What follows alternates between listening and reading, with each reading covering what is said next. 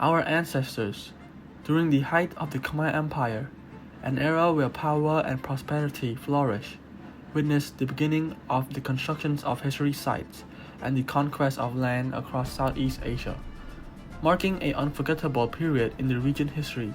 Yet, what is equally remarkable is the agriculture and cultural richness of the people. In recent years, Cambodia has become well known for its paddy plants and rice export. Let's take a closer look at this enduring tradition. Paddy fields stretch across the countries, and later, the paddy plants are harvested. After the harvest, farmers focus on producing rice grain. However, what's truly fascinating is how the country has found ways to make use of every part of the plant that is harvested. And this is our team introductions to the dessert, which come from the harvested paddy plant.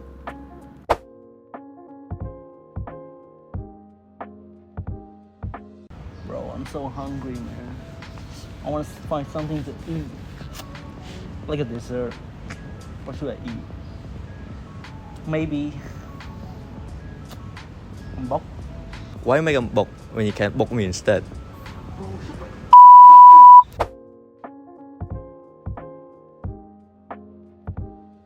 I'm joking. Bok is a very delicious Khmer dessert, and I see one right in front of me. Let's get a bok king, bro. This is a bok dessert. Families all across our countries enjoy this delicious snack with coconut water and banana, especially on one special day. Yes, the Water Festival holiday, a time when all of us come together to celebrate and of course eat. But have you ever wondered, how did we end up with this wonderful snack? Well, let's hit the rewind button and travel back in time to find out.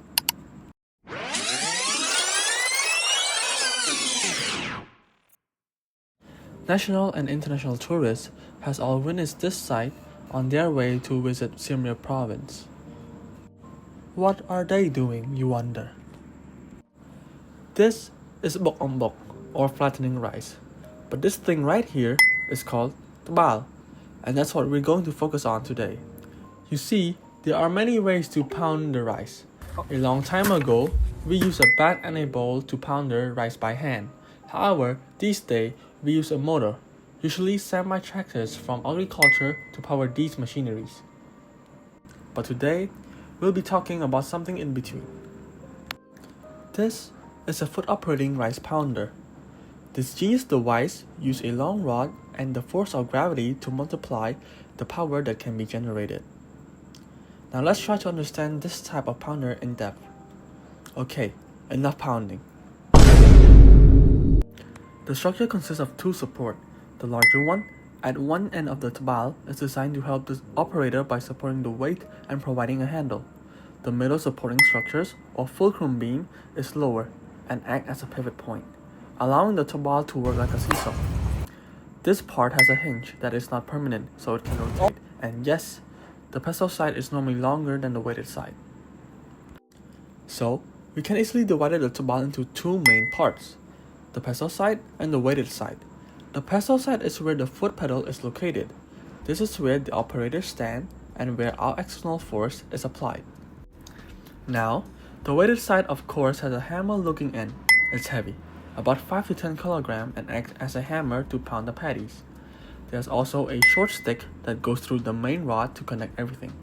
And finally, we have the bowl, also known as the mortar basin. This is where the rice sit, and trust me, it's strong enough to handle all the force from the weighted mass coming down on it. And that, ladies and gentlemen, is the overall component of a Cambodian tabal. So, let's see how it operated. The operators stand at the end of the structures on the foot pedals and apply their weight on this side. When they do, the weighted end lifts up. Thanks to the long rod, we gain a mechanical advantage, so it doesn't feel as heavy. After that, the operator let the weighted end drop. The gravity helped apply force on the rice, just 2 to 4 millimeters in particle size. Now, we got bok. Add some coconut waters and banana, mash it all together, and boom, we got a refreshing dessert.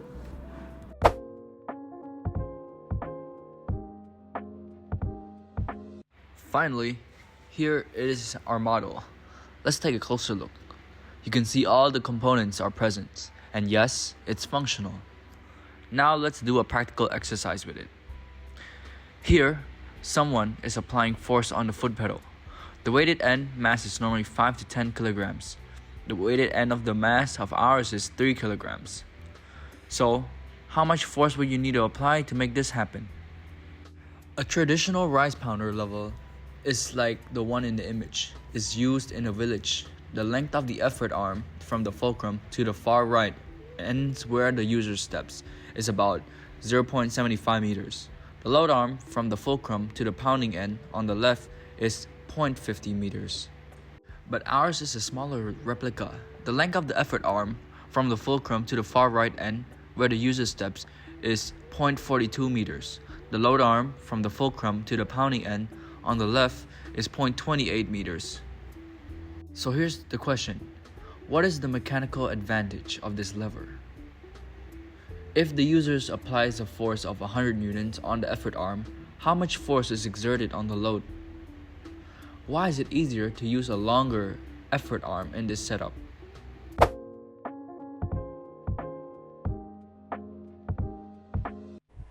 Now, let's look at the forces in equilibrium. Since the T-bar lever stays balanced when at rest, we assume the forces on both sides are in equilibrium. We get effort force multiplied by effort arm equal to load, force multiplied by load arm. In this case, the pedal side has an arm length of 75 cm and the loaded side has an arm length of 50 cm. So what's the mechanical advantage? It's simple. Mechanical advantage, or MA, is equal to effort arm length over the loaded arm length here. We got MA equal to 0.42 meters over 0.28 meters of our replica, so it is equal to 1.5. What does this mean? Mechanical advantage tells us how much the input force is multiplied to get a bigger output force.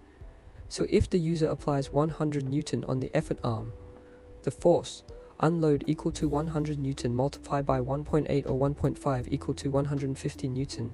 And if the load force was 100 Newton, and we want the force, so it would be equal to the load arm over MA equal to 100 over 1.5 equal to 66.7 Newton. Next, let's talk about potential energy and kinetic energy. Kinetic energy? Potential energy? Sounds complicated. Don't worry. Kinetic energy is energy in motion. The motion of waves, atoms, molecules, or in this case, a big hammer smashing rice. Potential energy is stored, energy of position.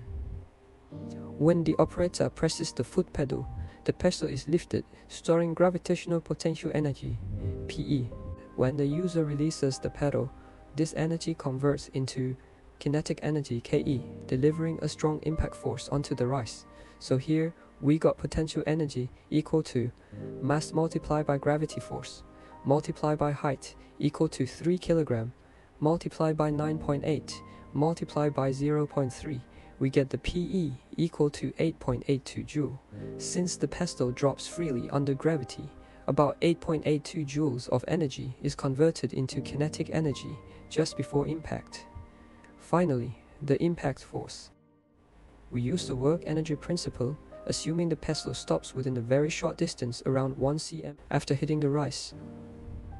This means each impact from the T-bar pedal delivers an approximate force of 8082 N. That's enough power to flatten those rice grains like a pro. Nice!